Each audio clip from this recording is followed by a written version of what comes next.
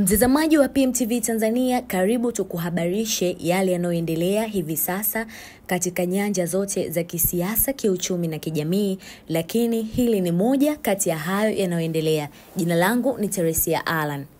Rais mstaafu wa Jamhuri ya Muungano wa Tanzania na mwenyekiti mstaafu wa Chama cha Mapinduzi Jakaya Kikwete amemsifu Daktari Samia Suluhu Hassan, mgombea nafasi ya urais wa Tanzania, kama kiongozi mwenye maono, akishughulikia kikamilifu changamoto za wananchi, akimtakia heri ya ushindi wa kishindo kwenye uchaguzi mkuu wa Oktoba 29 mwaka 2025.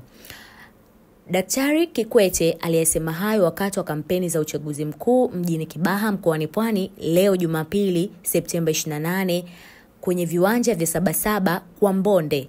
Daktari Kikwete alimwahidi Samia kura za kishindo kutoka mkoa wa Pwani, akimpongeza pia kwa namna ambavyo amefanikiwa kuzikabili changamoto za wananchi kwa mafanikio makubwa ndani ya kipindi cha miaka 4 ya uongozi wake katika serikali ya awamu ya 6. Na nukuu, umezikabili kwa kishindo changamoto zinazowakabili wananchi wa mkoa huu, tena umezikabili kwa ufanisi, umakini na ujasiri mkubwa. Umetutendea mema na mazuri na ni mengi, na ni wajibu wetu sasa kukulipa mema. Tutakulipa kwa wema uliotutendea. Kama mbunge aliomalizika, sasa wabunge wote wa CCM na litakalokuja bunge lote, wabunge wote kutoka Pwani watatokana na Chama cha Mapinduzi, na nchi nzima naamini itakuwa hivyo, amesema Dr. Kikwete.